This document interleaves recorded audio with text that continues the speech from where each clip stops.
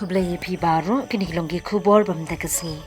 Kajing pendadang shen da Vice Chancellor kanehu balaya menjur ban pentrai kamno ya ka National Education Policy arhajar arpau ha kajing elang jung ka Academic Council kalong ka babak rajur namar ha kajing elang kamsyam ladan kanu karai ban pentrai kamno ya ka National Education Policy nadu mentau snem arhajar arpulai. Kala day kajing siyat syukor jung uti Vice Chancellor pinsngaw kinong yalam ka Meghalaya College Teachers Association MCTA shikilat pathay kubor ne kasngit hodi. Original Secretary ka MCTA Dr. A.W. Rani ulayathu bahal kajing yalang ka basis pa ashipaw jung ka Academic Council kanehu. Baro kidukhat kibawan shimbenta ha kajing yalang kila penpaw bakimla ban pentrekam ya ka National Education Policy menta usnem.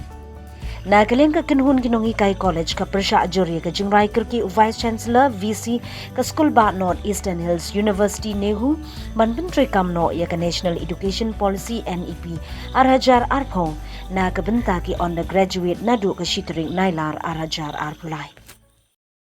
Ka MCTA Meghalaya College Teachers Association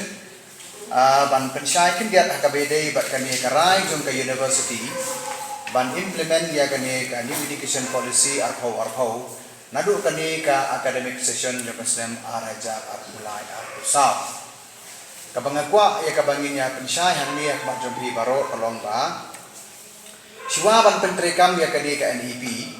lani kiwai pat ki matrekam na kabenta ka higher education akong kajala ka school ba nehu ka don ya ka way ka body ka banatik tertengkum ka academic council dia baru kau kirai, resolutions, GUHM, hakata ka meeting. Tingi kup na kalian jom kinong hikairu, ngipha, kinong hikmat ke jom nisatai, samur kidon, na kalian jom MCTA, nilaya ha, representative jom nisatai. Balaya tren, laya thir, laya ta, ya kane kamat, bunsin ha, ki meeting, ki bala pelong da ka academic council. Ya ha, ki meeting, ki bala long, kamtam ya kane ka basis pa handai, ka basis pa sipau, lara ya kane kamat, hundai la kren syai, baka University ke school ba akan mempentrikam ya kani ka polisi nadu kani ka senam arajar apulai apusam haot layakren hakabedai batki ordinances kuno ban punya sapran ya kani ka polisi haot layakren ya kapansina ya kini ki syllabus ki curriculum berkiwai di hendrai na kabenta ban implement pat dang ya buteng ban siang baik lagi senam di banwan dikata kalau hadu ka arterik jogu benai jehun juga senam arajar apulai di suatu jong kataru ladon ki representation na kaliang jong ki colleges ki bakher ki bala pha saka sarkar hukum ju sanehu bagi om ba yam ta hi ngim patong redi ban implement ya kani ka NEP namar ki don ki bur ki jenat ki bangim pat isai ki pat ni sutu ki don ki bala si daga implement ru kan kita ya ka jinglut ki jing set ki jing pen kre ki jing pen bit pendian dan kita perlu kijang hadu kani ka artarik jung Jun siwa jung artarik jung Julai tekendet kensan hak artarik Julai